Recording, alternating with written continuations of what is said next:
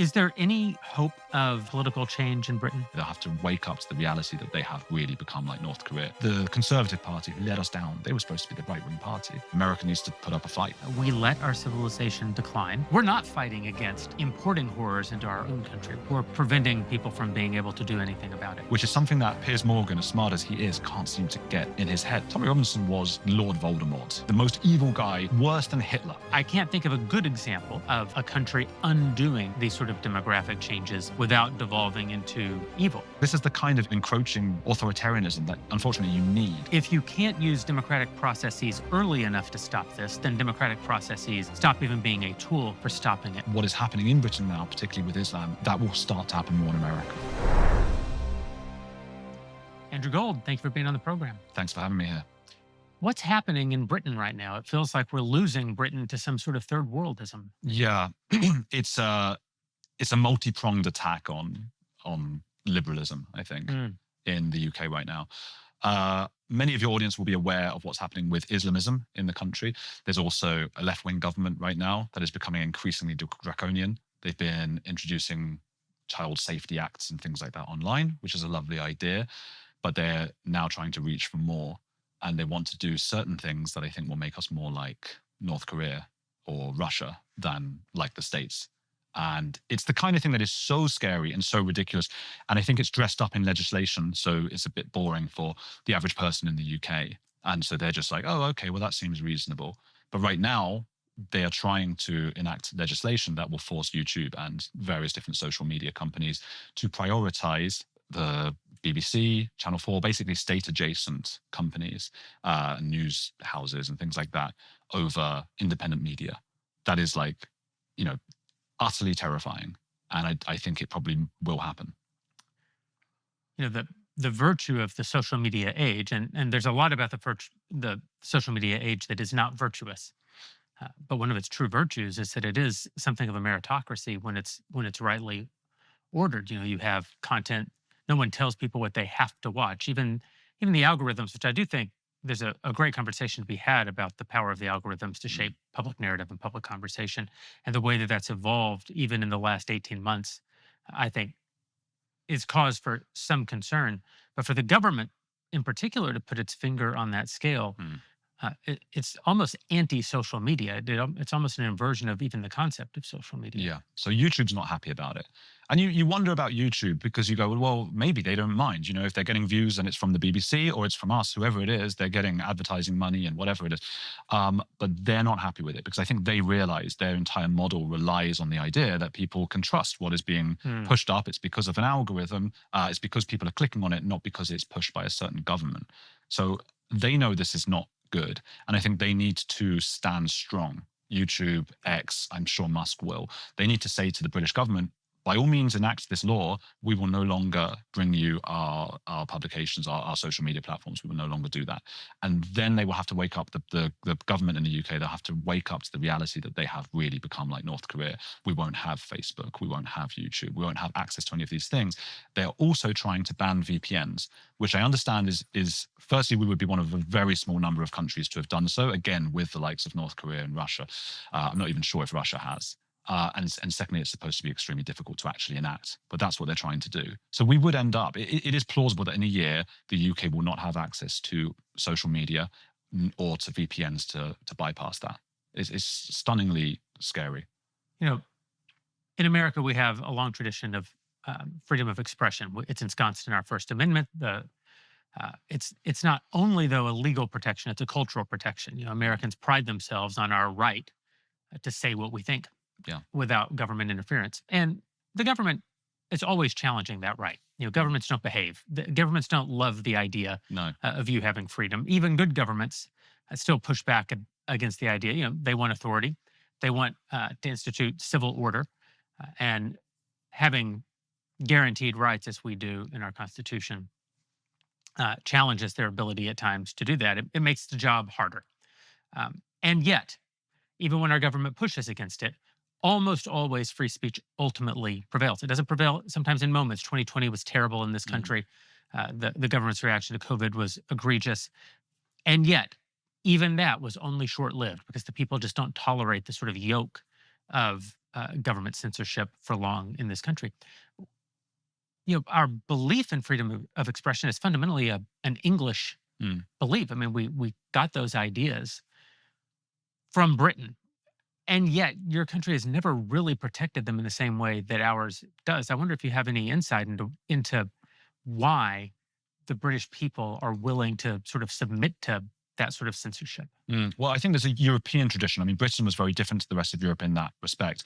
Britain was a bit more like America, Yes. and as you say, but in Europe, they've always been about the bureaucracy, the red tape, and a little bit more government control. I think that's probably bled into the UK, particularly since we were in Europe. I think we're in a lot of trouble as well because of the multicultural aspect of this of Britain. I think you made a point when we spoke yesterday that the more you do that, the more you have to start asserting authority to control what is otherwise a completely messed up country. We fail what is it's called the bus stop test. You go to the bus stop and you try and speak to the person next to you about like, hey, great game last night, or do you see that TV show or whatever? No, it's an island of strangers. Even our left-wing prime minister, Keir Starmer, admitted that at one point. I think he regrets that now. He doesn't know which way to go and where the votes are going to be. It's impossible because it's just a bunch of strangers. So how do you do that? Everybody seems to hate the BBC. The BBC is a state broadcaster. It's not supposed to be exactly state broadcast. They don't have editorial control, but they do have sway over the funding and things like that. So it's a bit complicated. How can the BBC reflect its people right now? People who are pro-Israel think it's biased. People who are pro-Palestine think it's really biased. Ultimately, they're unable to reflect the people of Britain because who are they? So I think that's become a huge problem, and you have to start becoming more draconian because how do you stop increasing protests, increasing just people being pissed off? People are really unhappy in this country, in that country.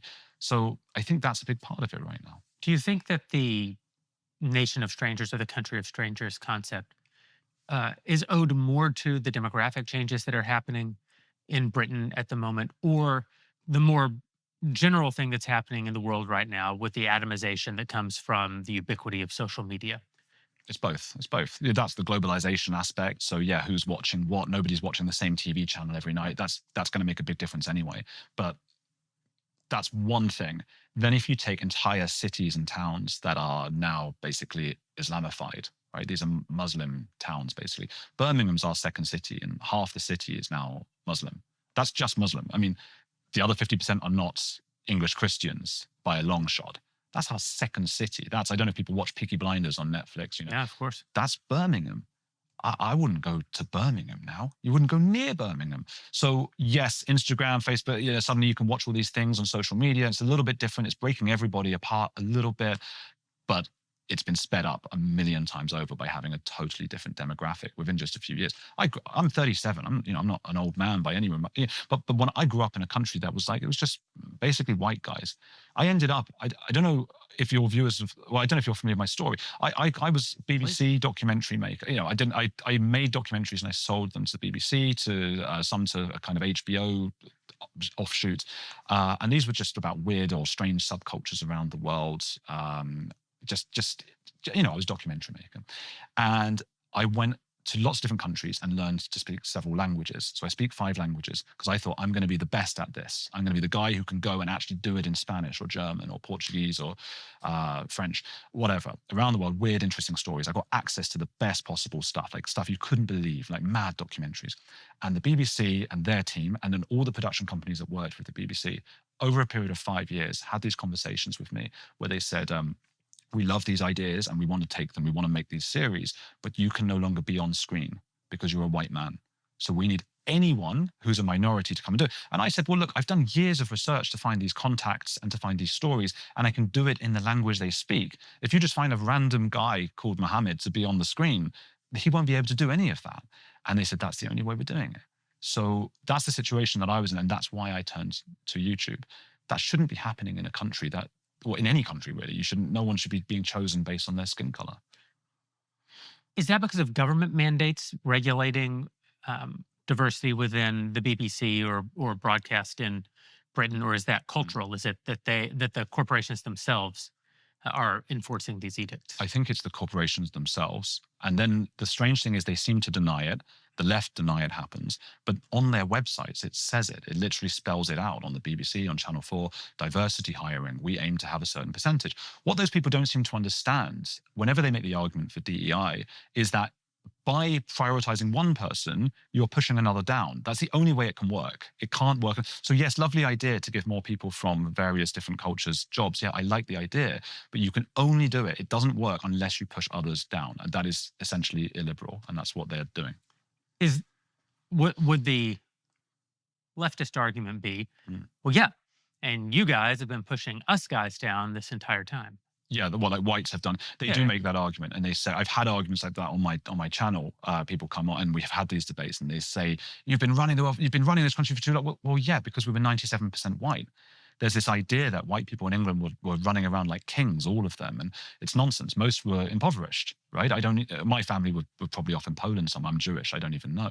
But most English people, most people who are of English ethnicity, I mean, my family's been in England for 150 years or so, but others who've centuries and centuries, they were very unlikely to have been royals or landowners even. They would have been treated terribly. They would have had terrible lives. In fact, lives incomparably bad compared to the average person of color, let's say, in the UK right now. Even the poorest in England today probably live a better life than people several hundred years ago, and the people in the mines even 100 years ago. So your answer to the left-wing rebuttal is, well, yeah, the white people had dominant representation in the country because the country was dominantly white. The country was dominantly British. Yeah, and those are white people were impoverished as well. I mean, look at Japan. I mean, how strange. That's what I try and say to them. Try and imagine making that argument for Japan. Like, it's been hundreds of years now that in Japan only the richest people are Japanese. It's like, well, yeah, it's Japan. Like, of course it is, right? What is it in the West, do you think, that has caused, I've heard people refer to it as toxic empathy. This idea that we need to give our civilizations away to poor people from around the world who travel to our shores. So yeah, Gad Saad says he calls it suicidal empathy, and I think that's the term, and he's probably a lot more nuanced in the book, because I don't think this is empathy. I think they're getting empathy utterly wrong here. I think it's narcissism. It's just utter narcissism. Empathy is like real empathy. Real empathy is being able to understand the other person's argument. So what we just did there, we went, what are the leftists thinking? What are they trying to do here? What's going on? You try and do that. You don't hear much of that on the left. Like, I wonder what those guys on the right really think. You don't hear enough of that. So it's not empathy. It's narcissism. You get status points. There's a great book by Will Storr, The Status Game. It talks about how everything we do, essentially, subconsciously, is for status. And I'm a big believer in that. If you're at a university and the fashionable idea is, a woman has a penis, if you go around saying that a lot, you get status points. If the fashionable idea becomes, we're not so great, look how humble we are. We have this amazing humility because our country's terrible compared to these people from like some horrible place in Pakistan. It's obviously nonsense, but they'll get popularity points for it. So I don't like the term toxic or suicidal empathy. It's not empathy. And I think people need to realize that. And that needs to be, I hope Gad Saad I'm sure he has spoken on that. This is utter narcissism. People doing it because of self-regard. Typically, the status gives you the opportunity to make more money. Status gives you the opportunity to get more women. Historically, this is the reason you would pursue status is for reproductive reasons or for ego reasons or for shelter, food. When you reach the point where you're actually degrading the things that have made your civilization the best in the world at providing those kinds of opportunities, economic security, food security, then something else has actually, you're no longer, there's the thing that happens in almost any pursuit. If you lift weights, you suffer in the short term, but you get stronger over time. And the idea is if you get stronger over the time, then again, you get those rewards that come with status. If you work hard at something, you improve at it. It strikes me that in this particular game that we're talking about, the end result is the loss of the very things that you historically would have been after. But the rise of the individual who's espousing those virtue signaling, for example. It was in Will Storr's theory. So, I mean, it's all a theory, right? But I think it seems to add up. And I think there's three main types of status or status, American word, but there's success is the ultimate, right? That if you are successful, that's the best way to get status. But how many people can be successful in a given society at once, right? There must be a mathematical limit to that. You can't have 100% of people being really successful, especially because success is measured relative to others. So you can only have a certain percentage. What does success mean really? Who can feel like I have status because I am in the top 10% maybe? You're in the top 10% successful in the country. It means 90% of people in that, whether it's a tribe evolutionarily or just in our country or whatever, are not successful. Well, they want status too.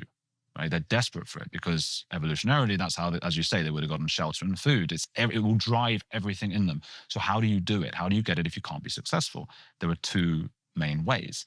One is dominance. That is typically a male trait because they can dominate. And you become a bully, you push people around, you force yourself to be able to get that food and shelter and so on. You make sure you are dominant and big and scary. Some women do that, but it's mostly men. Well, what if you're not big and scary? What if you're incapable either of success or dominance? You're only left with virtue. You're left, and that's why it's typically a female quality. You show everybody how virtuous you are. But the key aspect of that is you don't actually have to be virtuous. You just have to be able to convince others that you are. And that, I think, is where we have fallen down. And as a society, we have all placed too much on that and not enough on success, especially in Britain. But again, I might push back just slightly. You say how many people can be successful. Maybe it's only the top 10%. But relative to what? The poor in Britain are more successful than the majority of people who currently or have ever lived in all of human history around the world. And that's the thing that's going to decay as a result of these policies that the country's currently pursuing, that my country is also pursuing, although we're a good ways still behind where Britain is. Yeah, I think you agree with me, though. I agree with that. They are way better off compared to others, but that's not going to get them status. They're successful compared to their predecessor, but not compared to the rest of the tribe today. They're in the bottom 10% compared to people around them. And yet, there's this enormous scandal happening in your country right now, wherein, if you believe the Lowe report, I don't remember recall the name. Yeah, Rupert Lowe. If you believe his report, perhaps 250,000 British girls have been raped by immigrants into your country with not the perhaps direct knowledge, but at least the sort of tacit approval of the institutions in your country that are supposed to prevent such things, the police, the schools, local governments, federal government, all of whom sort of knew that this was happening, perhaps didn't know the actual scale of it, but chose not to know the scale of it, chose not to confront it. If what you're describing is a female virtue, if the pursuit of status as a by way of the signaling of virtue, if that's fundamentally a perversion of what we might call a feminine quality, it strikes me that feminine virtue is about the pursuit of physical security in ways that men are typically motivated by ego. Ego isn't necessarily about physical security. Because men can provide their own physical security. Historically, women needed to be provided with physical security. They use things like beauty and virtue and other feminine qualities to attract men who will provide them with that security. And a perversion of that is to put forward false virtue, to put forward the appearance of good where no good actually exists. Yeah.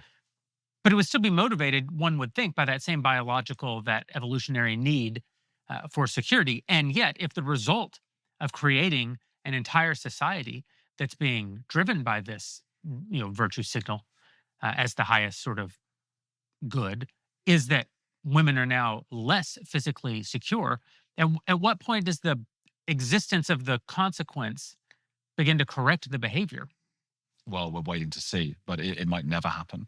I think that's about short-termism. So I think long-term, as you say, these policies, which I think have been brought, it has coincided with more women being involved in politics. I don't want to. That's a whole other sort of can of worms to open up. Ultimately, let's say you're a female police officer and you're looking into this. With that in mind, what you just said about safety being important for women, do you want to be the one who puts your head above the parapet and says, "Hang on, we've got to put our foot down and stop this"? because you're going to be in the short term and on an individual level, you might be fired, you might be whatever. It's no good. So that's why they, and the men as well, they didn't say anything. Long term, as you say, loads of young girls were being raped, but those are different people. Raped and groomed. Worse than like when you think of rape, this is the worst expressions of it. I mean, women being forced into marriage as teenagers against their will, when young girls being trafficked across towns and cities across England, being trafficked out of England and into the Middle East. I mean, the stories in the report are. These were really vulnerable girls. These are the most vulnerable girls, and it was mostly girls. And people are looking into this. There seems to be a lack of stories about young boys having this happen to them, and that's always very difficult because boys don't report. And there seems to people are looking. I've spoken to a few people going, "Hang on, what's going on here? There's a bigger thing to expose." The girls, these were the most vulnerable girls in our society. A lot of Muslim people, Muslim leaders were going to, rehabilitation centers and just places, these were kids without families often, and they were being targeted and they were being plied with drugs and drink and then gang raped by loads of Muslims. And what I'm hearing is, these were mostly Pakistani Muslims, which is interesting in and of itself. It shows this is a cultural thing from Pakistan. Now, there were Afghanistani ones, there were from other countries and so on. And we should always say there are white people who rape children, right? That happens in America, happens in Britain, happens a lot. The key difference, firstly, is the sheer percentage, which is something that Piers Morgan, as smart as he is, can't seem to get in his head. I don't understand why he doesn't. People are shouting at him, going, "But pro rata, it's so much higher in the Muslim community than anywhere else." And he's saying, "But most offenders are white." You're going, "Yeah, because it's a white country. Of course, that's the case." Right. And then also the response of the system. Yes, that's the key. That's the difference. A white person rapes a kid. Obviously, they go to prison, not for long enough. That's another issue, and I think that's the same here. They should be locked up for life. You do that to a child. I don't even know who is that? Whose benefit is, why do we not have stronger laws? Why do people not go to prison for longer when they commit sex crimes against children? But in the case of these Pakistani grooming gangs in the UK, nothing was happening. Nothing was happening. So there were a few whistleblowers eventually. And there's a wonderful police officer called Maggie Oliver. Her story's been fictionalized into a drama. People don't even want to talk about that drama though, because it exposes the levels of corruption and in the name of multiculturalism. And she pushed and pushed and pushed, and she was a police officer, nobody wanted to do anything about it.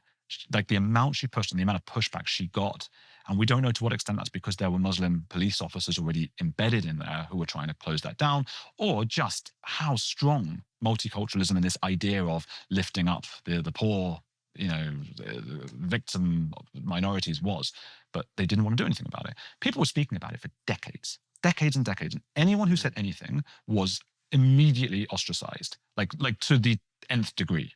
A racist. Yeah, Tommy Robinson was one of the first. You know Tommy Robinson? Yeah, of course. He was one of the first to do it. I grew up in England, and this was before YouTube and all of that. So all I had were the mainstream newspapers. Not that I was a kid reading them, but when I was 15, I'm reading these newspapers. Tommy Robinson was like Lord Voldemort. He's like the most evil guy. You can't even say his name. And people didn't even know why. I didn't know why. I was 15. Someone mentioned, what about Tommy Robinson? That's worse than Hitler. That was how bad it was. So I assumed it must have been like unbelievably bad. So I had him on the show recently, and a couple of years ago now. He's become a bit of a friend. We play paddle tennis together, and he's very good. And I thought, okay, I've got to do a good job on this. I don't want to just give him an easy time. And I looked it up, and there's almost nothing racist. He was supposed to be the racist. It doesn't say anything. Right? He never said anything about Jews. That doesn't say about black people.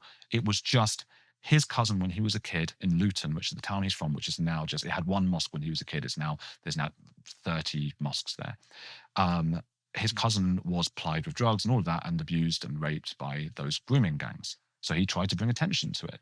And that was it. And he was ostracized beyond belief. That's what happens in Britain. People are arrested for it. Lucy Connolly is one. She's the big example because she got 31 months.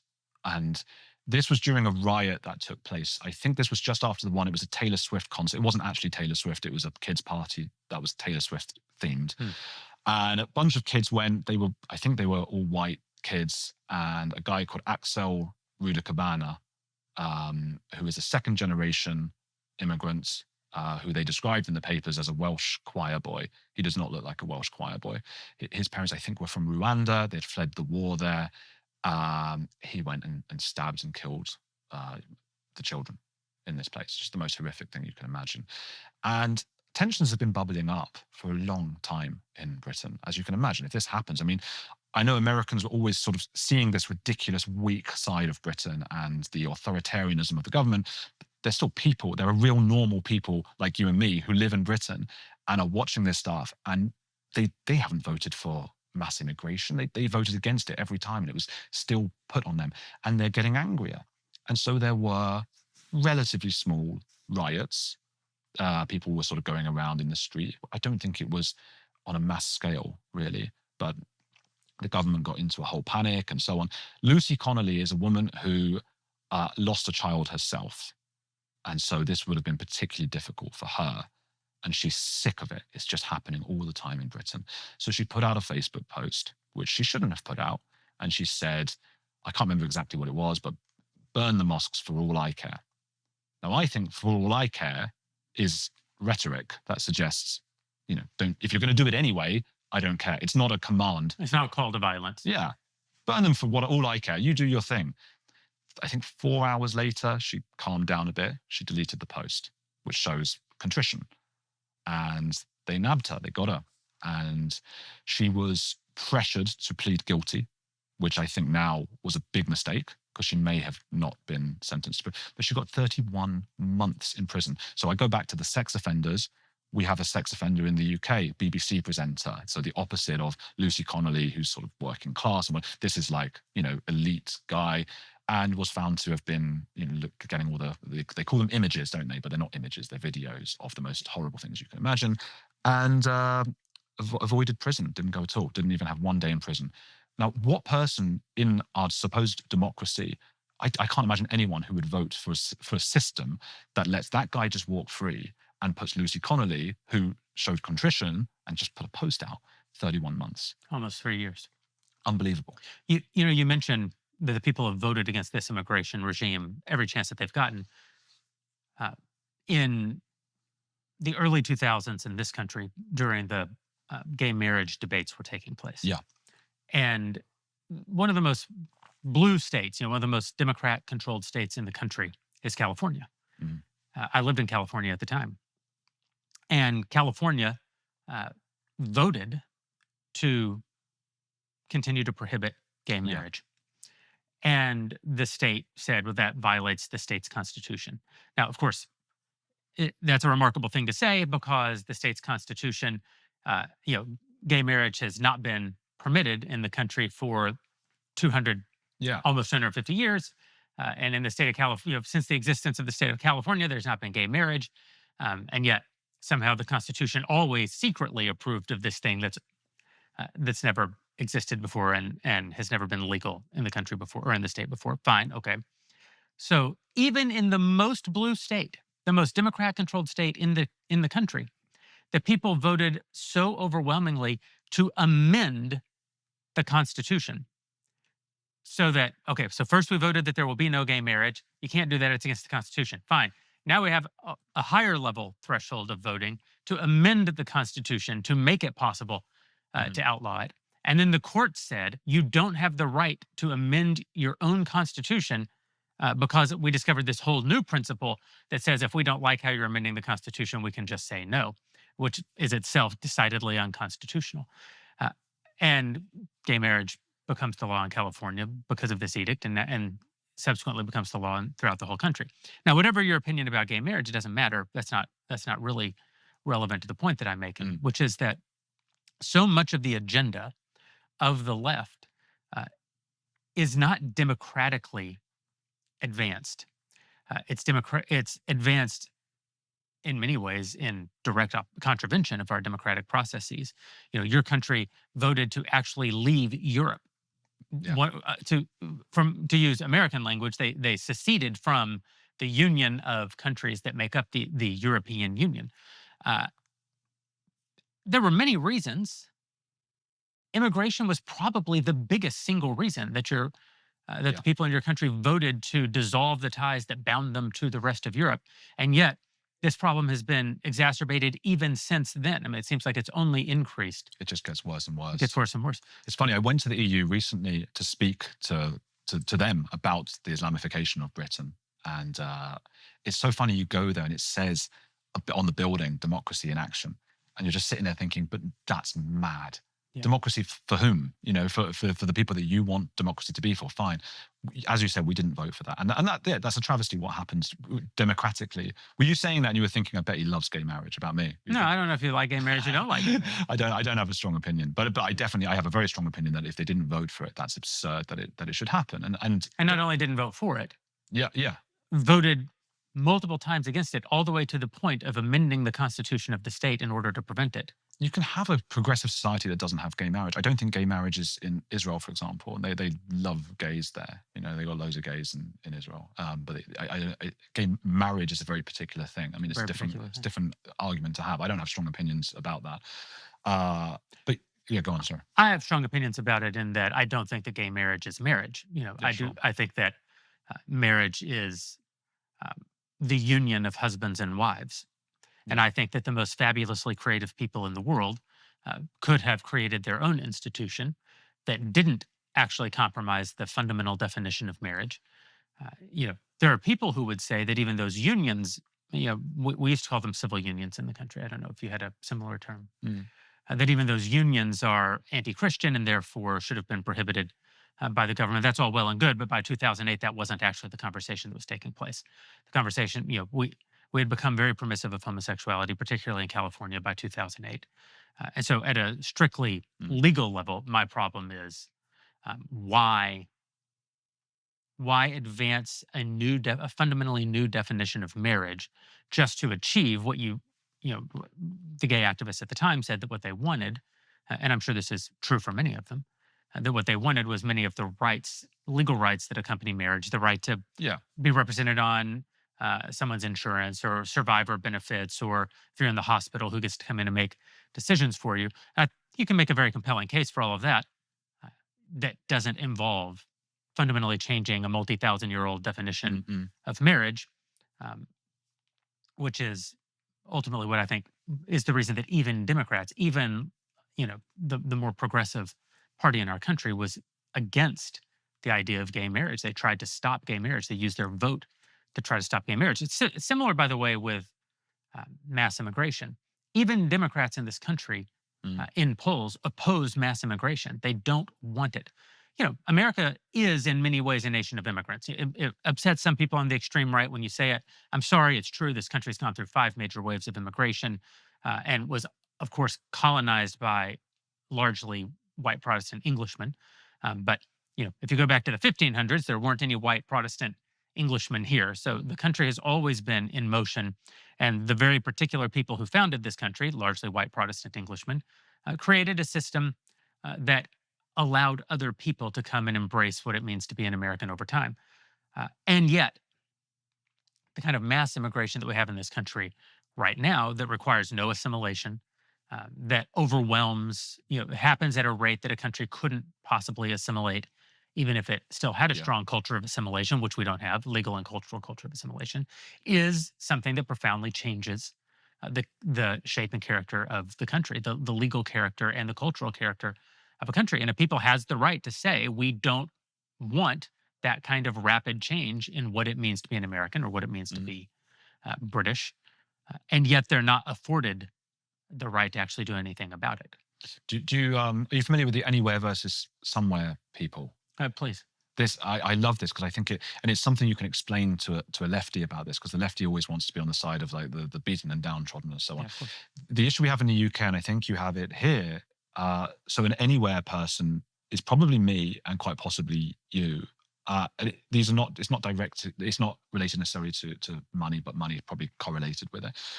People who could basically live anywhere. I did. I lived in like 6 different countries, different languages. I went to a very elite school. All of those kinds of things. So a somewhere person is someone who is embedded to one. They are of the place. They are of a somewhere. those are the people who actually are affected massively by big changes to the Hmm. country, at least at first.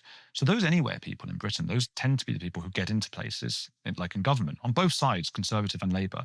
So the idea of like, oh, we're just going to bring in another million people, mostly from Pakistan, and that's going to help our economy, which it actually didn't, but that was the idea. It was going to help boost or at least hide the failing economy, which has a whole other number of reasons for failing. And demographic collapse. Yeah, well, they weren't too bothered by that idea because, and you hear them say it all the time on TV, and I'm sure it might be the same here as well. They always say, well, but I know some people from Pakistan or wherever who live where I live, and they're perfectly lovely people and so on. It's like, yeah, because they are the anywhere people from their country. So those are the rich, wealthy, international people from Pakistan or wherever they're from who live in a nice big house next to theirs, and that's what they're seeing. And they don't seem to care or know. They don't even know about the plight of the somewhere person, who, for example, is that, that granny, that grandma who lives in Birmingham and who only a few decades ago knew everybody on her street, felt safe. It was a high trust society, could go and talk to people if she needed help and so on, who now walks down her street and cannot even understand the language of anyone on her street. It's all kind of Indian restaurants and different kinds, all that kind of, the English ones have all shut down, all the English shops. There's only charity shops on the high street now and various kind of multicultural things. That is overwhelmingly disorienting for that older woman, for example, that somewhere person. For some reason, the left, when they watch these kind of documentaries or films about the plight of the Native Americans, it's not just that they had their lands taken away. People feel terrible for them because their culture was replaced. There was that great, it was a good Killing of the Flower Moon? The Scorsese film. Very good film. And really, you're looking at these people and it's like, oh, their culture's being taken away. How dreadful. And it is, it's sad for them. Good for the settlers who came and managed to live their lives. That's what it is, that's life. Somehow they're unable to get into that empathetic headspace for the British or American people already here whose culture has been completely taken over. So my theory there is these are people who are so just divorced from reality. They are the anywhere people. And yeah, you can bring in loads of immigrants, you can do all those kinds of things. It doesn't really change their lives. And that's what it is. That's why it is not empathy. It's not toxic empathy, So democracy isn't succeeding right now at preventing this change that's happening. That's And, what makes and it the worse. problem with democracy not working right now Mm.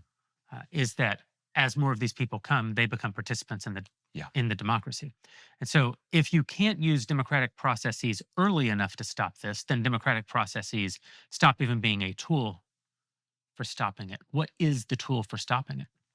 Mm. But I mean, to your point, you're right. It's like a Trojan horse, and they come in, and there's the way they vote as well. Every single Muslim person votes now, and the imam tells them who to vote for.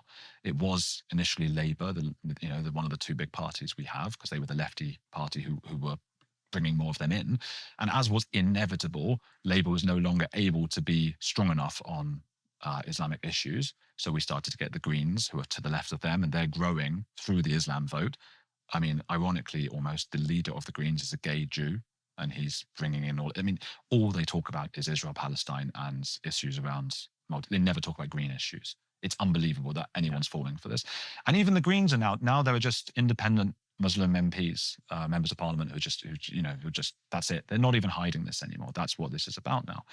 And yeah, you can't really stop it. And you and I spoke yesterday, I think, about cousin marriage. I think cousin marriage is essential to what's happened to us. It's what made Britain and America great in the first place. Banning it, I should say, not the cousin marriage itself.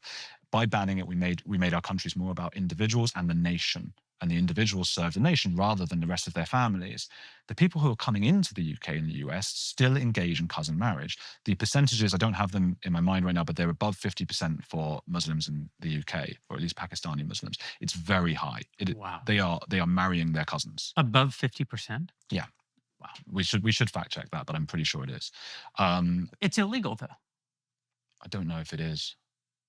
I'm not entirely sure if it is now. It was made illegal. We need to check that. They have been talking more and more in Parliament about that it should stay legal. They are pushing for that. And it's unbelievable that in my country, that's even a conversation politicians are having. But it's just a thing that they do. It does cause more birth defects, like hugely. It's a huge strain on our National Health Service.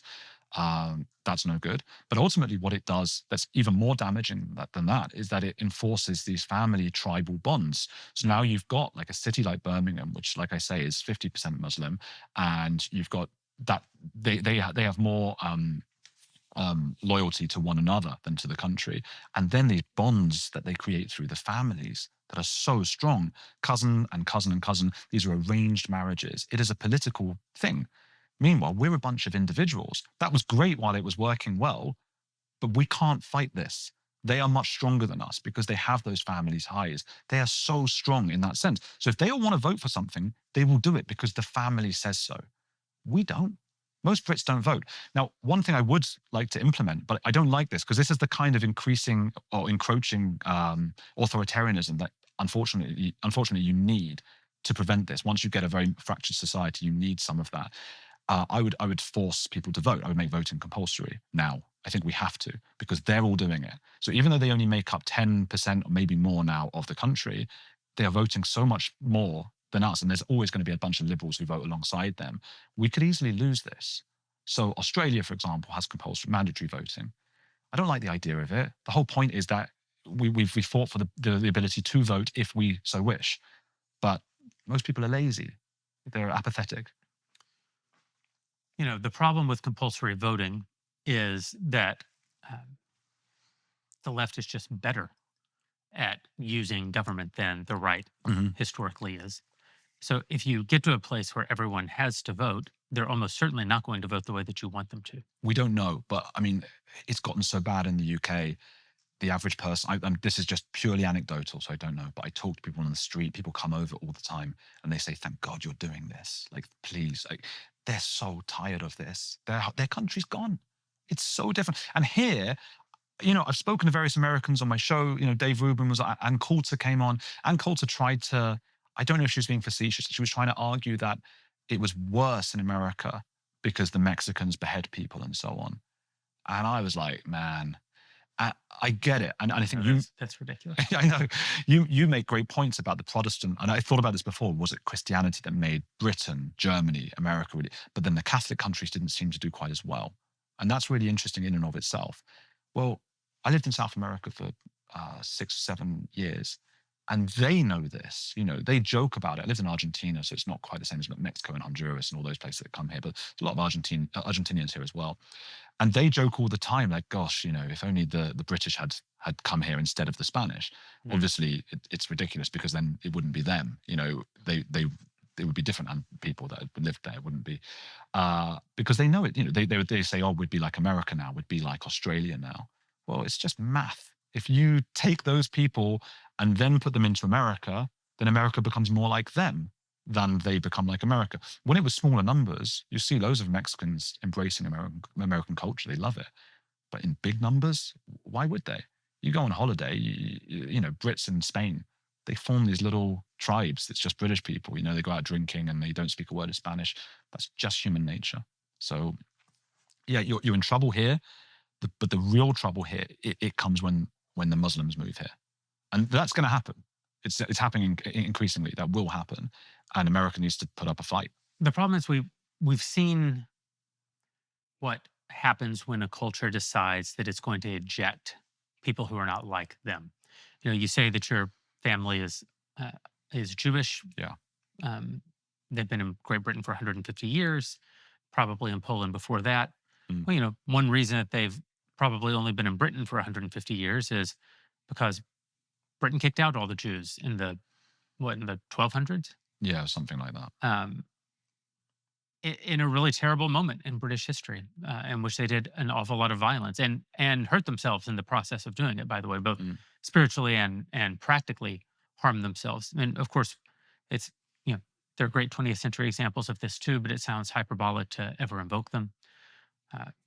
I can't think of a good example of a country undoing these sort of demographic changes without devolving into evil. So we might say, well, doesn't a people have the right to defend themselves? Of course. Doesn't if everyone else is tribal, don't we have the right to be tribal? I would probably quibble about the word right, but okay, point well made. Why is it that our culture is required to give itself away while other cultures are not, nothing is required of other cultures. They're allowed to stay as tribal as they want, intermarry with their cousins, form sort of Afghani style uh, patriarchal family tribes that you know eventually become like warlord and Mm. okay, yes, I agree. There's with all the problems that you're describing right now, and yet I still can't think of a single example where the solution to that has ever not been Yeah. in and of itself evil. And so I suppose that if you know, I'm not prone to political despair, and I'm not prone. My show is not about driving people to political despair. I tend to think that most of the people who want us to live in despair want power over us to effectuate their own ends and their own advancement. But it's very difficult to see a way out of this problem. I mean, I suppose the first thing that we should try is stopping it. That's it. Yeah. You got to stop it. You can start with the illegal immigrants, though. You can deport them. Yeah. Right. But then you have the image, the optics of it, which you've just had here with ICE. Yeah. It's bad optics. And it can feel authoritarian. The thing with, I mean, the illegals in the UK, and same here actually. They've risked their lives to go the crossings in Mexico, haven't they? To come over. Of course. In the UK, they're going across the sea, and it's like choppy waters. It's people die all the time coming across the sea because Britain gives such amazing benefits to any like illegal immigrants. They come, they get put in 4-star hotels. That sounds like one of those things that's exaggerated. I've literally seen the contracts that the government had. I've seen those contracts, and they have suggested 4-star hotels. They are in 4-star hotels, and they come to 4-star hotels. They're all put in there, often overnight. This happens in Ireland as well.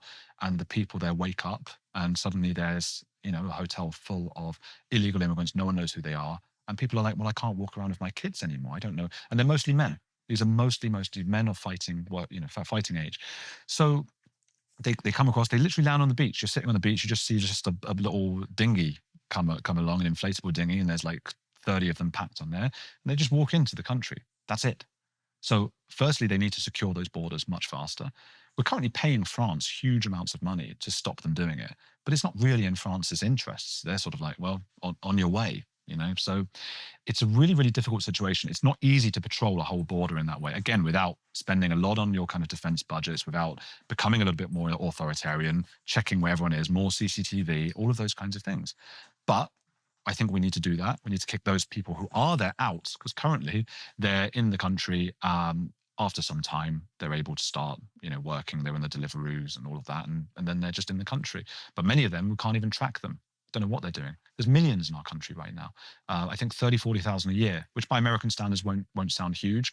On a small island like Britain, that's a lot of people coming in illegally. So first you stop that happening. You just stop it. And I think you can deport those people. I mean, they are literally in the country illegally. If I go to, I lived in Argentina. Now they had different rules. It was hard to get a permanent visa there. So I had a tourist visa, ran out after 89 days, or after 90 days. So every 89 days, I got a boat to Uruguay, did all the right things, filled out the forms, came back, right? So I was fortunate that in Argentina, that was the case. Had they said to me, no, you can't do that, well, so be it. I have to leave. Go home. Yeah, I can't stay there then. You're not allowed to do that. Well, this is the other piece of it, isn't it? Is the welfare state that, Yeah. Especially if you think about America's waves of immigration. We had Irish immigration in the 1840s, and through the 1860s, we had Italian huge waves of German immigration that came into the country after the founding. In fact, the German immigration is actually sort of the undiscussed immigration wave that happened in America. It was incredibly vast. And then, of course, we had the sort of South American, but largely until recently, Mexican immigration into the country. And yet, in the absence of the welfare state, which until the 1960s, really, there wasn't a well-defined welfare state in this country. America was unique among the countries of the world in that it didn't take care. The government did not take care of you. You had unlimited opportunity here to make something of yourself, but there was no one who was going to help you along the way. This is sort of the idea of America's rugged individualism. A lot of what drew people here was the idea that they could make something of themselves. And so the kind of people that were drawn to the country were people who wanted to be Americans. They wanted what this country afforded, which was not a promise, it was only an opportunity. second half of the 20th century and more recently, immigration is fundamentally different because people know that if they get here, the government gives. And if the government gives, then your incentive isn't to come here and do, your incentive is to come here and get. And that's going to draw increasing numbers of people and a completely different kind of person, not the person who wants to become American, but the person who wants something from America. And I think the same thing could be said of immigration into the United Kingdom now. I mean, you have, national health care, which I know your country is very proud of, but is a huge problem where immigration is concerned. You have a very well developed welfare state to where, in many ways, you take care of the immigrant at the expense of not only better than how you take care of citizens of the country, but at the expense of the citizens of the country. Yeah. That's a complete inversion of the way that immigration has historically. It's unbelievable. Well, that's why people are, the strange thing for American listeners to imagine actually is that these people are not just, getting in a dinghy from Afghanistan to England. They're crossing many safe countries, which makes them technically not refugees. You're not supposed to do that. They're crossing, okay, you might not like France, right? But France is not a country you have to escape. You're not a refugee from France getting a boat over to the UK. There are plenty of countries in Europe where if you're already there, you just prefer England. Maybe you want a country that speaks English because maybe you've got a grasp of English, or as you say, it's the welfare state that's attracting them. So, it's not like America because there aren't as many countries around where you can live such a good life. You can live a great life in France and Germany and all of these countries you go through to get to England. But the welfare state is so good. Another way we need to change this is the culture. That's why I admire what you do and what you've done, because you're creating parallel institutions that actually show other sides. The writer Lionel Shriver, who wrote, she's a she with the name Lionel, but she wrote We Need to Talk About Kevin, which was a huge Hollywood hit a few years ago. They made the movie of it, about a psychopathic kid or whatever, and she was Hollywood's darling. And then every book she wrote since then has been kind of anti-woke, and now she's hated. You should speak to her sometime. She's brilliant. And her most recent book, she says, is the first or one of the first times ever a book has been written about immigration fiction that is from the perspective of the people whose country is, the native people, other than Native Americans or something. And it's a story of, it's a beautiful book, and it's a story of an American family, and the mum is, she loves all the woke ideas. And so she decides it was actually based on something they were going to implement in New York, I think, which was they would pay families to take in people from other countries and so on. And it didn't come to fruition, but she imagined if it did. So the mum's getting paid, and like a Honduran family comes to live with them, and then another friend comes, and another one, and another. It's like a horror story, really. Yeah. She's hated now for writing those kinds of books. But why not? That does show what happens to the native family. So we need to have more culture, the arts, parallel institutions like that. In the UK, that's unfathomable right now. But you guys are leading the way on that. But that's how you change things. What do they say? Politics is downstream of culture. It's very easy and very popular to decry colonialism. But colonialism was essentially taking the most successful values that existed in the world and taking them to less successful places and implementing them across those places. It's not to say that it wasn't exploitative. Certainly it was, although I think that there were times when it was more exploitative than at other times. What's happening now is an inverse of colonialism. Yeah. It's taking the least successful cultures in the world and bringing them to dominate the most successful countries in the world. So, first you would think that if there's any consistent application of ideology, if you're opposed to colonialism, you would have to be opposed to mass migration. But I actually think that it's worse than that, because mass migration is almost definitionally worse than colonialism. You're not taking the thing that works into places that have not yet evolved those structures for themselves. You're taking the things that we know do not work. Because in marriage, we know that that's bad. Yeah. Let's don't bring that into the cultures that have, traveled to space. And why are we eroding the most successful cultures to favor? And that's another thing that's different about this current, second half of the 20th century mass migration compared to migration into the West before that. Because before the welfare state, people were coming to join our culture. One of the debates in America is over this idea of the creedal nation. America has a creed. We have in the Declaration of Independence one of the most radical propositions ever put forward as a justification for the founding of this new government. We hold these truths to be self-evident that all men are created equal. They're endowed by their Creator with certain unalienable rights, that among these are life, liberty, and the pursuit of happiness. Uh, Abraham Lincoln called it the proposition. That our forefathers brought forth on this continent a new nation conceived in liberty and dedicated to that proposition from the Declaration, that all men are created equal. So some people call it the propositional nation concept or the creedal nation concept. And there's a contingent on the right in America now who rejects the idea that America is creedal. They reject the idea that America is propositional. And they say, no, a nation is a people in a place, a particular people in a particular place in a particular time. And of course, the truth is that in the case of America, the answer to, particularity or propositional is just yes. Yes, America is a particular people in a particular place at a particular time with a particular proposition. The idea that we're propositional isn't new. It's not a product of like second half of the 20th century leftism in the country. Abraham Lincoln said we were propositional. John Quincy Adams thought that we were propositional in the very beginning, the earliest decades of the country. And it's been part of how Americans have identified themselves since the founding. We call it the American experiment for a reason. George Washington called it an experiment. So, meaning you go all the way back to the first guy, and they've thought of America as an experiment. That's part of what's special about America. It's part of what is particular about America. One of my objections to the people who want to decry America's propositional history, they say the proposition is an illusion created by the left, created by liberals in the pejorative sense, to justify mass migration. And I would say that would be more compelling if we were in any way asking that the immigrants to the country embrace the proposition. But we aren't. Well, that's the problem, yeah. We're actually not asking them to embrace the creed of the country. We're not asking them to become American. And so we might argue, can someone from Afghanistan repatriate themselves in America and become an American, embrace the idea of being American?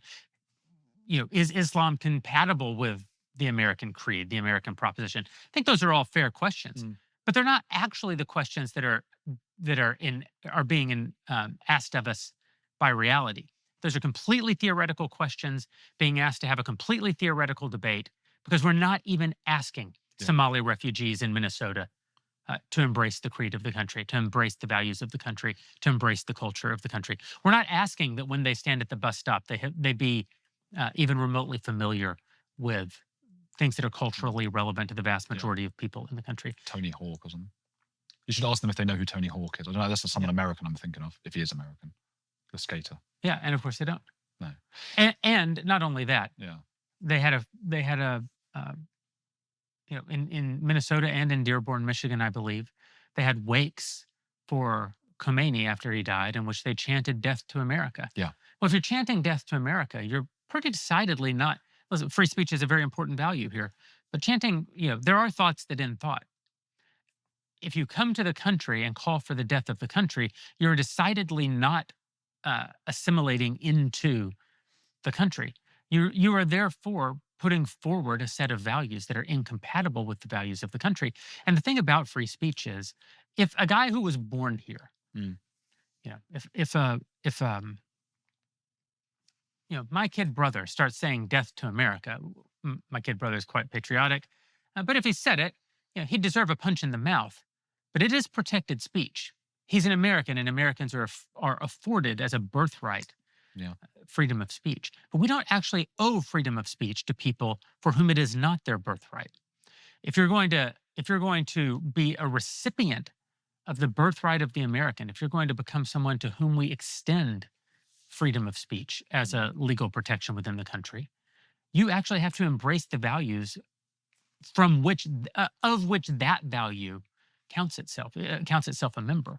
This is where it gets very complicated, even more so with the second generation. This is why in Britain, this Axel Rudikubana, the guy who was stabbing the kids, and him being described as a Welsh choir boy, was because he's second generation. His parents moved from Rwanda. They fled the war there. This is a guy with like Al Qaeda manuals and all those kinds of things. And you're sitting there going, but is that is that a Welsh choir boy? Yeah. And why are the papers trying to make us think he is?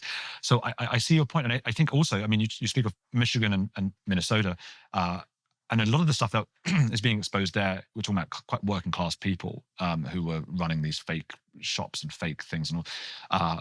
But I'm sure you have the same thing. I know you do, as we have in Britain as well, with kind of upper middle class immigrants and people. Oxford Union has been taken over by those kinds of people who are now all first and second generation immigrants who hate our country. They've taken over Oxford Union of all places. You can't even have a debate without being booed out of there. They just boo you, boo, which is not part of how debate is supposed to work. That is, it's completely backwards. And what do we do with those people? Because even though free speech is failing in the UK relative to here, they should be able to say they don't like the country they're in. But it is revealing that they do seem to see their coming to the UK or to the US as a punishment to us, because they always say, well, you guys did your colonialism stuff. This is what happens. Now we're here. And then you say it. So it is a punishment, right? This multiculturalism enforced us is a punishment. Except that there is one key difference, which is that the countries that were colonialized by the West fought against colonialism. They fought to preserve their way of life. Now, I think their way of life was probably in most cases worse and wrong. Yeah. I like taking great values and seeing them spread around the the Indian world. caste system before we got there, like, it was horrific. It was horrific. Yeah. One of the great accomplishments of the British Empire is the erosion of the horrors in India. Yeah. But we're not fighting against importing horrors into our own country. We're actually facilitating it. We're paying for it. Yeah. We're preventing people from being able to do anything about it. And, again, I'm not sure what the actual moral and good way of dealing with these mistakes now is. I'm certain that a good first step would be to stop it. I don't know what you do about a second generation descendant of a Rwandan immigrant who now hates the country. I don't know. I think that problem, though, might be solvable if you could staunch the influx that's happening currently. The spanner in the works is that the second and third generations are now increasingly loyal to the home country, so to speak. Yeah. And that's a difficult one. And we are in this position now. We've got like sports stars who play for England, but they will say, like, on record, really, I'm Ghanaian. Really, I see myself as Ugandan or whatever it might be. But if somebody else were to say that of them, like, oh, you're not English, you're Ghanaian or something, this would be, yeah. So they seem to be able to, it's a sort of cake and eat it situation. They can be in the country and say, I'm actually Nigerian and blah, blah, blah, all these things, and yet still get to have all of the great stuff of being whatever it is to be English now. Yeah, I oppose the idea of dual citizenship. Yeah. On a fundamental level, the idea of being a citizen is the rejection of loyalty to other governments. In theory, every immigrant to America actually, to become a citizen, has to swear loyalty to this country and renounce any former loyalty that they've ever had. But of course, dual citizenship as a concept cuts against that, right? There's still a problem just culturally, though. Even within the Jewish community, I'm a Jew. I feel English first or British first. A lot of people would say I'm not English because they say English as an ethnicity. These things are really difficult concepts to, and then these are people further to the right than me, much further to the right, and they will say it's about your ethnicity and your blood. I had a debate with a guy on my show, Heretics. It's a guy, I don't even want to give him promotion, but who just told me for an hour, like, I should be out of the country. He would deport me and my family have been there for 150 years, which I think would sound crazy to an American, because a lot of people have moved in the last few hundred years. Very few Americans were here 150 years ago. But he would say I should be out. And I said, well, how would you enforce this? Not just Jews, he wants anyone. How would you enforce this? And he said we should have blood tests done to ascertain who is English and who is not. And I said, are you 100% then? And he said he was 2% Irish, but 98% English. And I said, well, 2% of you's got to go. But these are really difficult things to get your head around. But I also do have some sympathy with them. I do get it. Jews are small in numbers, but they have a bit more influence. That's just a fact. I spoke to a guy who ran for, he wanted to be a councillor or something, some sort of politician in the north of London, where there are a lot of Jewish people. One of the things he wanted to campaign for was to end halal and kosher meat. And because it's quite barbaric the way they do that. And he couldn't do it because there was a lot of Jewish people in that area and Muslims. Now, there aren't many Jews in the country anyway. It's not the same as Islam, where there's 5, 6, 7 million. We're talking 200,000 Jews in the country, and they're all situated in one place. But the principle is, these were people of a different ethnos, with a different culture, that is not part of the English history, that have affected our politics by saying, no, we do want to have kosher meat here. So I can see that is a problem. I don't know what we do about that. Do you see what I mean? Mm. Yeah. Yeah, it feels like an unsolvable problem. It is not an unsolvable problem. Problems are not unsolvable. Humans have agency. We're capable of dealing with these things. Yeah. And we don't have to become evil in order to deal with them. But we do have to become, we have to develop some sort of survival instinct, or we won't be able to. If you believe that Britain deserves to exist, that British values are a thing, that the British people are a thing, I think one can take that to an extreme in which they say to be British is only a thing, a certain thing, and that's never been true. That's not how the world has really ever worked. Mm. But we have certainly tipped the balance to a place that seems unsustainable, and it seems like what's happening, is the third worldification of the West. That what has made the West uniquely good in the world, the positive consequence of our superior systems and superior values, are the casualties of this. That what's really taking place maybe is actually a very socialist kind of concept. It's a evening out of the world. It's to say no one should be there. It's really to say there shouldn't be a Britain. There shouldn't be a first world. There should only be the world. I think that's why the sort of red-green alliance happens. It's why the left is embracing the Islamification of Britain, and again, to a much smaller degree, but an alarming degree, the Islamification of parts of America. Islam is interesting in that Islam isn't exclusively a religion. It's a very holistic system of religion, government, culture, which in many ways is incompatible with the way that we have thought about religion in the West. Not surprisingly, the West and Islam have warred for 1,500 years or more, because it really is two completely different views of what the world should be. It's hard for Americans to deal with that because we weren't a party to the civilizational struggles between Islam and Christianity. That's not, most of that took place before there was an America. It's also hard for America to relate to, though, because freedom of religion is a fundamental virtue in this country, a fundamental value in this country. And it's very easy to imagine that everyone in a way is like you. This is like a fundamental conceit of liberalism, right? That you think, well, the Muslims, they call God by a different name. But at the end of the day, it's all the same, right? Well, no, it actually turns out people are different, ideas are different, value systems are different. And even the idea of a religion is different. You're taking a very Western view of what a religion is and applying it to a system that really doesn't conform to that definition at all. Of course, caveat, lots of wonderful Muslim people. Of course, there are. You know Mehdi Hassan? Do you know him? Yeah. He's an American. He's one of us. He actually went to the same high school as I did. Nice, interesting. Yeah, this nice sort of elitist school that he was at, but he's now sort of a Islamo-socialist or whatever he is.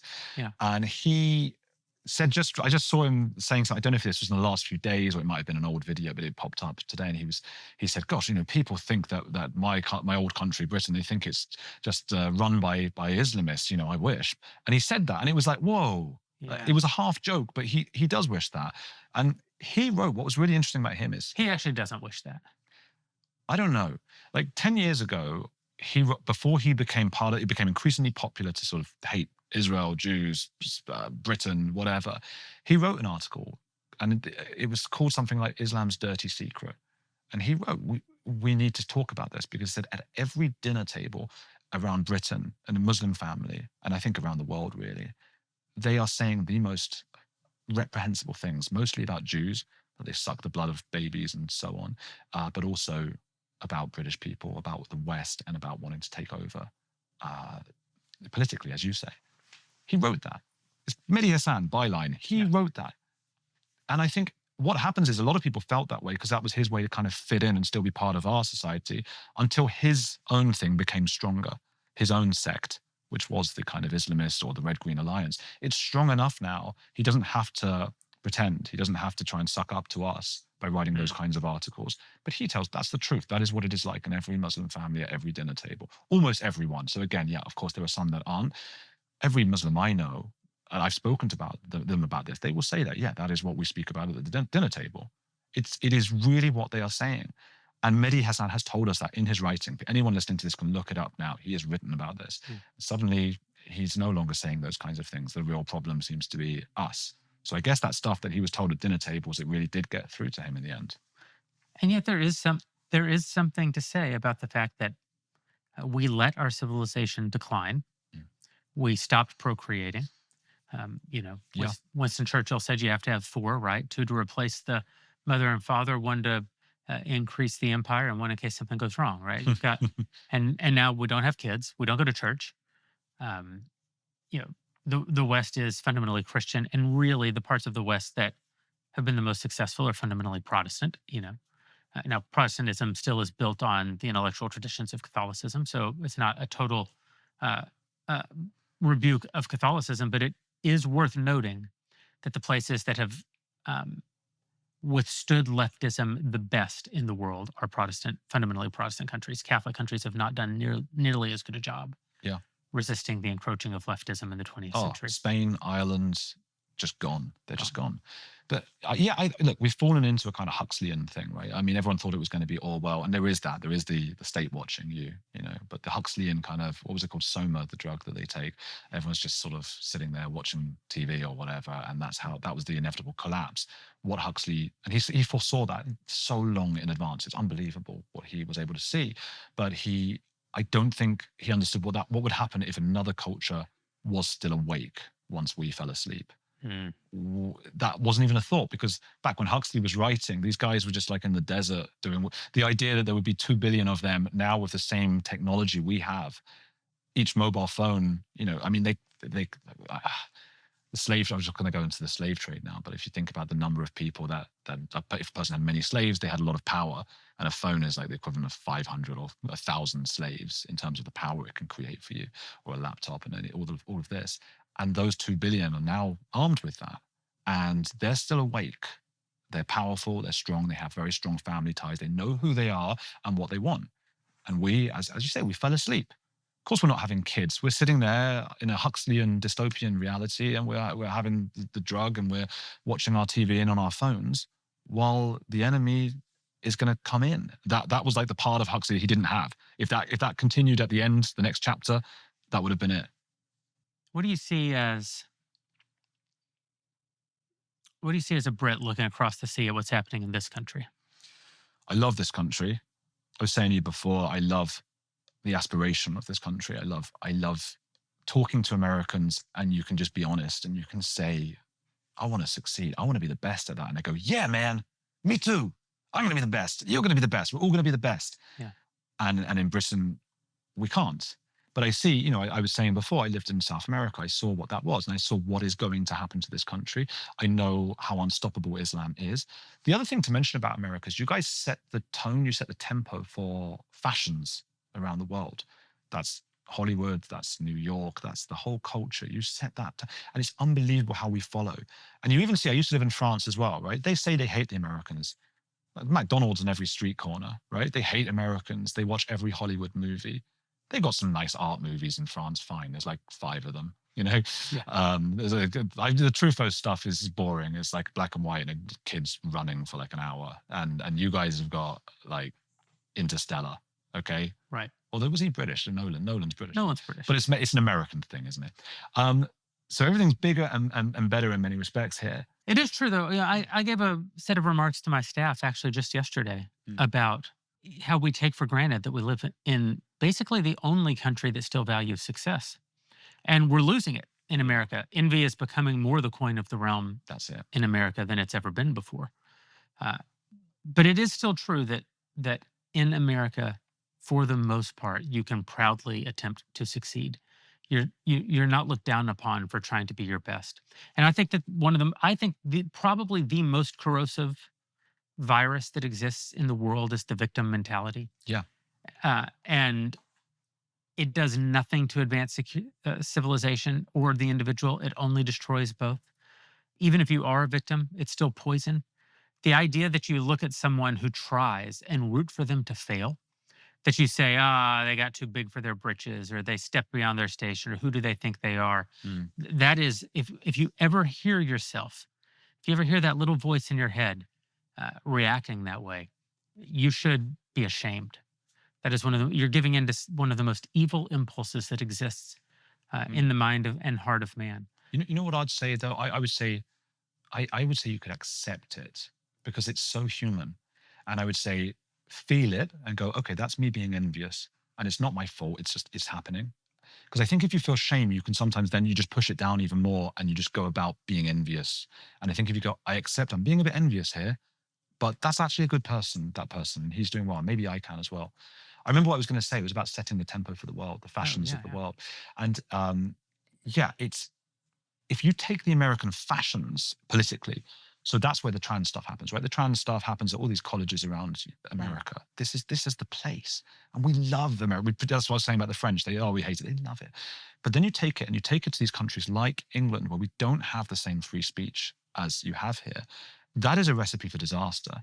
So we're taking all of these fashions from you, which you guys could just about have, you can get a grip on it. You can say like, okay, fine, but at least I can say, no, you don't have a penis or whatever. You can say those things. And then those fun, fashionable ideas for college students within 3, 4, 5 years are transported around the world to the extent that, like, I go to watch my football team, soccer, right? I go and watch, that was a working class, blue collar, you go down. That's the one time you like go with your dad or something and you watch the game and it's no politics. And I watch my team, Tottenham or Tottenham, as people say it. It's like a big LGBT, not the LGBT, it's the trans one. Huge, the biggest flag I've ever seen hangs above, like, around the fans. And you're sitting. Makes sense because soccer's gay, but you're sitting and watching that, like, how, and the thing is, the atmosphere makes a difference. When my team goes and plays like a Turkish team, they play a Turkish team called Galatasaray or something, right? Their fans are mental. They're like shouting Allahu Akbar stuff. They're like that. And other teams like English, Italian teams, they just fold, right? They can't play well.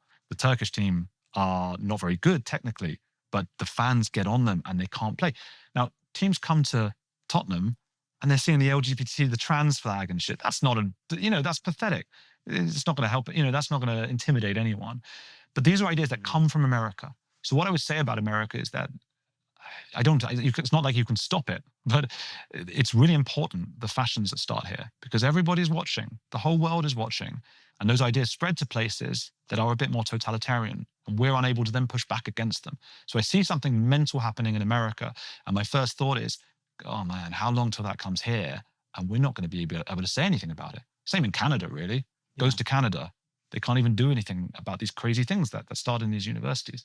So you've got to build these parallel institutions. I've seen what you've done. Peter Boghossian's always talking about, parallel universities and things like that. So is Jordan Peterson, parallel kind of colleges and things like that. You've got to wrestle that back because that affects the whole world. It's interesting. I've never thought about that before, that in a weird way, when America gets sick, it's more likely to cure itself. But when it spreads the disease to other places, they're less likely to be able to cure That's themselves. a great analogy, yeah. We're completely screwed by it. And as I say, there's a weird irony because people are in those countries like France and Britain, and they're sort of almost spitting on the floor as they talk about America. This kind of Trumpian, everything big, and they think they're very sophisticated, and they're, and yet all of the fashions are coming from there to us. Is there any hope of political change in Britain? There's hope. Look, there's reform at the moment. Nigel Farage, he has been one of the most influential politicians we've ever had. He just left the government, yeah? Yeah, I don't quite understand what he's doing. It's some sort of technical ploy whereby he's able to force a by-election and get back in. He's not really leaving. Okay. It's just that's the headline that he's deliberately done. He's very astute politically, and he got us to leave the EU. That was unimaginable. I cannot stress how unimaginable that was, that he did that. And in that sense, since Thatcher, maybe even including Thatcher, I would say he's the most influential politician since Churchill, maybe in that sense. At the same time, there's a lot hanging around him. There are allegations and things to do with corruption. I don't know the ins and outs. I don't think anyone quite knows the ins and outs of it at the moment, to do with where he's taking money from. Has he declared things?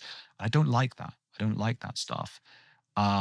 So we'll see. Then on the right, the far right, they're not happy with reform. They think they don't go far enough. That's why Rupert Lowe has become increasingly popular. He talks a lot of sense as far as I can see, but then a lot of people hanging around him. We have these kind of young guys who I do think talk in a way that is scary, about what they would want to do to people living in the UK, including me. So there's a chance reform gets in 2029. They are leading all the polls. The difficulty is going to be that the left will start to just align together. That's what happened in France when Le Pen had a chance of getting in. The left will just come together, they form coalitions, and they'll just squash the right. The right seems to just be really fractured right now. There's that civic nationalism versus ethnic nationalism. That's a huge issue right now on the kind of centre right and right of the UK. And until those two are able to, understand one another better and just go look for the good of the country, as good as Rupert Lowe is, it's not helping that now at every election around the country, his party Restore is taking 6, 7, 8% of the vote, which might have helped Reform to win. So I'm very concerned. And I think if we have another government on the left in 2029, there'll be so much more immigration, there'll be so many more changes to our legislation in an authoritarian way, there might be no going back. I mean, this thing that they want to implement now about forcing social media to prioritize state-adjacent media, have they not thought about what happens if a right-wing government gets in next with that precedent already set? Right. It's just so bonkers to me, but that's what they want to do. So I'm very, very worried. And I think if that does happen, a lot of us will have to leave the country. Maybe. But there's a chance Reform wins. There's a chance Restore aligns with them. The Conservative Party, who let us down by allowing millions and millions of people to come into the country, they were supposed to be the right-wing party. They let so many people in. The Boris wave, they call it, Boris Johnson's wave of immigrants. They can all come together. The Conservative leader now is a black woman of Nigerian descent called Kemi Badenoch. She's amazing. I think she's amazing. She should, I'd like her to be the leader of Reform. And, they all come together. Something can happen. Enforce the borders, stop more people coming in, make sure that people are a bit more nationalistic. Nationalism's such a funny thing. People think of the Nazis all the time. But nationalism in many countries, in fact, most countries, I think, outside of America and Britain, is a left-wing ideology. In Argentina, it's the lefties are massively nationalistic. In Canada, I think they're quite left-wing. In Ireland, it's that kind of thing like if you're on the left, you're like, oh, we back the little guy and we're the little guy. America's the imperialist. Britain is the imperialist. Those countries, though, Australia is the same as Britain and America in that sense. So living in Argentina, all these lefties are like, Argentina, which you just would not, in America and England, would be on the right. So basically, nationalism doesn't have to be right or left. It's just a product of having pride in your country. That's all it is. And we need, however we can, through our culture and our education, to encourage that. And as you say, people coming into the country, if anyone who does come into the country, then they need to be inspired, right? They need to be incentivized to love the country, not just given money and told that we are, we're sorry. Yeah, we're sorry for what we did. Yeah, terrible. So we'll see. So King Charles, the British monarch since Henry VIII has been the head of the Church of England. That's right. I'm aspirationally a British Anglican. Yeah. In practice, I'm an American Protestant evangelical because, of course, I am. That's where I was born. That's the tradition that I've grown up in. But I love British Anglicanism. I think I told you yesterday, I'm an Anglophile. I love British history. And my wife is to her shame, she is a an apologist for the well-known child murderer Richard III, and a huge aficionado of all things Wars of the Roses. Um, and we love to travel to the UK. We always have. And when I'm there, my church attendance is off the charts when I'm in the UK. If I'm in the UK for 4 days on business, I go to church 5 times. Like I love to go to British Anglican cathedrals and participate. And the last time that I was in the UK at the beginning of the year, I went to a series of Christmas time religious events around the country in beautiful cathedrals. And one of the things that really struck me, I was sitting in York actually listening to this unbelievable choir do lessons and carols. And at the end, the dean of the cathedral got up and spoke. And of course, as a woman, I don't know if I've ever been in a cathedral in the UK where the dean isn't a woman. But as I was listening to these beautiful carols, it occurred to me, women haven't even been allowed to sing in church in the British Anglican tradition for 100 years yet. It's so novel and so new. And in less than 100 years, not only did they go from not being able to sing, but the dean of the church is female at every Anglican church. And you just realize how much of what we consider normal is, in fact, historically quite novel. These ideas are very, very new. We're living still in an experiment, and it's never actually been proven historically what the outcome of the experiment will be. Yeah.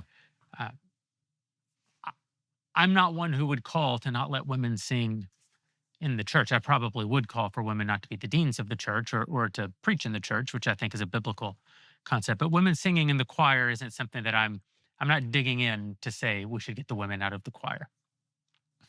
But it's not lost on me that this is brand new.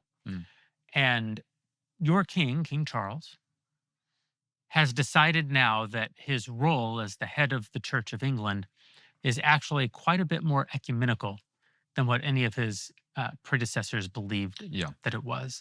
That he actually is the defender of not the faith, but the defender of the faiths of British subjects. The multi-faith. The multi-faith. Yeah. That is such a radical and revolutionary change in the nature of the monarchy and the nature of the culture of your country. I wonder, you're Jewish.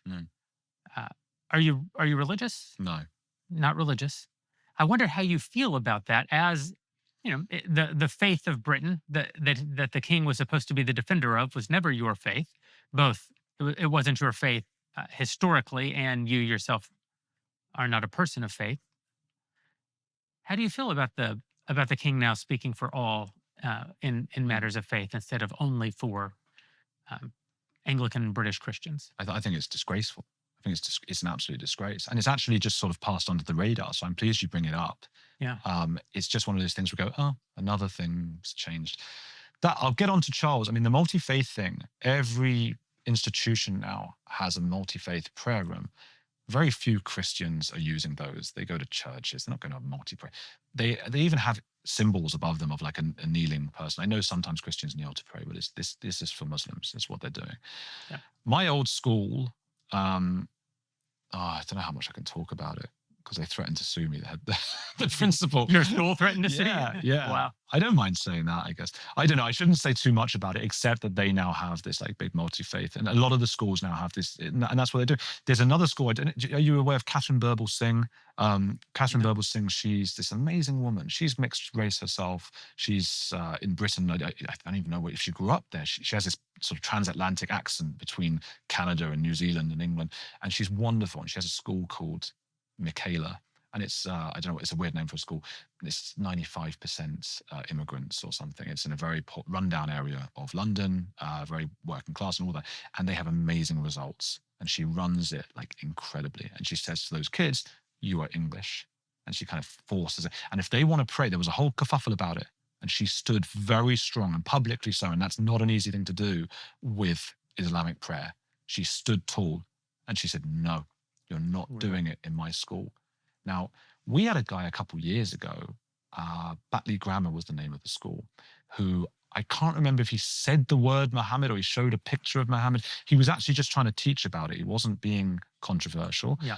And he had to leave the country. The school didn't stand by him at all. And he went into hiding. No one knows where he is now. That's the end of his life, basically. Wow. Katharine Birbalsingh has stood incredibly strong in the face of just unbelievable amounts of pressure. So she's amazing. But a lot of the schools now, these traditional schools and so on, they are embracing this kind of multicultural. She says you can pray at home. Go back to your homes, and if you want to do the Muslim prayer, Jewish prayer, Christian prayer, do it at home. This is England. It's in English.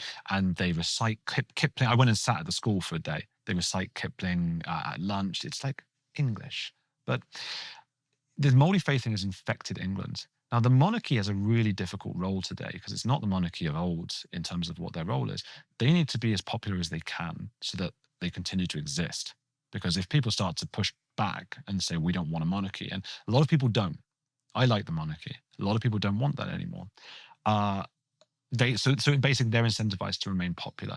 And then what you've seen is they embrace more and more of the fashionable views, the ones I was talking about earlier that we got initially, I think, from America. So we have all these fun, exciting views. They talk all the time about mental health, and they're pretty woke. William and Harry, the kids, and Charles, they're pretty woke in that respect. And I think they're kind of fighting a losing battle because what they're doing is they're trying to appeal to the progressive side with all of that stuff.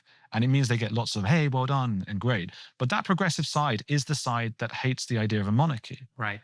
So the monarchy is fundamentally conservative. I mean, the word conservative traces its roots to the defense of the monarchy. There you go. It's almost an unwinnable battle. The only way to remain relevant and sort of well-liked in the culture, because the culture is so progressive, is to appeal to them. But the only people who are going to defend you and want you to continue to exist are the people on the right who are now being put off by all this nonsense that you're spewing. So Charles, it seems like he wants to be popular. There are murmurings about Qatari influence, right? I don't know how much I can say on all of that and how much is confirmed, but I have a friend who's always talking about that. And she's convinced, and she's done a lot of research on that. There's a lot of talk of that. And he wants to placate. And look, he knows that actually people from more traditional backgrounds who are Muslims, they quite like the idea of a monarchy, a lot of them. So that's where he's appealing now. But Britain has forgotten that it is a Christian country. As a Jew, look, I grew up as a secular Jew. I had a bar mitzvah. I still went to synagogue a couple of times a year. My school was Christian, and they knew they were Christian. That's why I was annoyed that they're all about the multi-faith now. They knew they were Christian. They had priests giving some of the classes and things about religious whatever. They had prayers. I know it. Our Father who art in heaven. We did this every morning. We sung prayers, some choir, what they called songs, hymns. We sung hymns. We even did trips to church for like a Christmas thing. It was lovely. It was lovely. It was part of my upbringing. And the idea that that's no longer a thing. And it was always for me and my friends who were Jewish, there were a few of us in that school, we respected that. As much as kids can, I'm not a 14-year-old going, God, I respect all this. I was just like, okay, this is the thing. That's how it is. This is how it is. And then we'll go and do our little thing, synagogue. That's our own little private thing. But I'd be embarrassed to be like, by the way, guys, you need to start doing Jewish stuff because that's not the country. I was aware at 12 years old, that's not the country we're in, nor is it something I want. But unfortunately, some other cultures do want that in Britain now, and it's terrifying. And we needed Charles to stand strong on that. It just needed to stand strong on that one thing, and he hasn't done. Yeah. I think his mother was a great Christian. Yeah. She presided over a lot of decline in the power of the monarchy. I don't know how much you can say that that's her fault. The world was changing after the war. Yeah. But she did maintain in her person, she maintained the dignity of the monarchy, and she maintained the Christian character of the monarchy in a way that I am a fan of Elizabeth II. I've always found her to be a sort of, she was born in a tragic time, but she was almost the singular figure who could have remained what she remained in the face of all of that change. And I think that she comported herself very well and was a great figurehead for your she embodied dignity, and she was very good at not succumbing to the allure of those fashions that they speak of. If they were fashions, whether they come from America or they're just English fashions politically, she seems to be aware, well, this will be a passing fad, or it won't, but it's not really my place. And I will continue to embody dignity. And to an extent, she had this kind of superpower in, I think she was almost a blank slate that we could project who we wanted the country to be onto. And so everyone has different stories and ideas of her. Some people say, gosh, didn't she have a great sense of humor? I'm like, well, I don't know if she really did. She wasn't like a barrel of laughs, she wasn't like hanging out, like watching TV and being funny. So she could be fairly, I think when someone of very high status says something slightly funny, it seems much funnier because you don't expect it from her. So, okay, she was, and then other people, she was so kind, she was so strong. Everyone had a different thing, and that's who Britain could be. It was one of the few things that we could center who we were on. We don't have a strong culture, not as strong as America. We didn't have a flag to rally around. You're not even allowed to put the British flag or the English flag up. It's seen as racist. I mean, legally you are allowed to do it, but you're encouraged not to. You see police going over to people saying, what are you doing with that flag? Palestine flags everywhere. Even institutions, Palestine flags everywhere. The England flag, and the trans flags everywhere. England flags sort of seen as racist. So what do we have? Even if we were to tell those immigrants who come to the country, hey, this is Britain, welcome everybody. Here's what we believe, here's who we are. Well, what's the figurehead of that? Well, we had Queen Elizabeth II. That was one figurehead. It wasn't enough. We needed more than that to all rally around. Okay, so there's Churchill, right? Well, they're throwing statues of him, defacing statues and throwing them in the river, all those kinds of things. So we don't have that. We just had Queen Elizabeth II. And now Charles, what does he stand for? Well, he stands for multiculturalism. And he just reflects the problem we've had in the country for the last 20 years. What do we stand for, or who are we? We're now defined by what we're not. We embrace you, that's what we are. What it used to be, we were like the country of Churchill, we were the country of Elizabeth II. So yeah, she was great. And she was some kind of unifying figure. And we don't have that now. So there are voices in your country who are speaking out against these things, and you're one of them. Yeah. Heretics is a great show. Is your audience primarily British? It is. And I'm trying desperately. Part of why I'm here is to desperately try and court Americans. They need to know what's going on in Britain, because as much as Britain is following in the fashions of America, what is happening in Britain now, particularly with Islam, that will start to happen more in America. Yeah. So it is a mostly British audience. We do have 20% who are American who watch, and I hope more will come over. And yeah, I think this is really important for people to start speaking about. Yeah. Britain is sort of I think I said this to you yesterday, but Britain is sort of the Old Testament to him. If America is the New Testament, Britain is our Old Testament. Almost all of our traditions trace their way back to our forebears, who are almost all white English Christian men. And so many of our legal traditions, so many of our cultural traditions find their genesis in your country. And for that reason, while it may be true that America sort of is the cultural leader of the world, of course that is true, that America, particularly for the last century, has been the cultural leader of the world. I think it's also true that as goes Britain, so will go the United States, where we have been following in the British tradition, expanding on it, making it our own. I think taking it to heights that even the British Empire did not take it, and yet following in the tradition of Britain that entire time. And I'm afraid that if Britain goes over the cliff, it may well pretend that America is going to follow it right over the cliff. So I hope you guys are successful at thwarting it there and can help us figure out how to thwart it over here. Oh, thank you. I hope so as well. They say civil wars they have a knock-on effect. If it happens in Ireland, it'll happen in Britain, and it'll start to happen here. So yeah, hopefully we'll be successful. I'm sorry, but I've been quite pessimistic. But there are ways we can fight this, and one of them is, as you've done, it's building these parallel institutions. It's joining together and saying no more. We're not having it. Andrew Gold, thank you for being on the show. Thank you.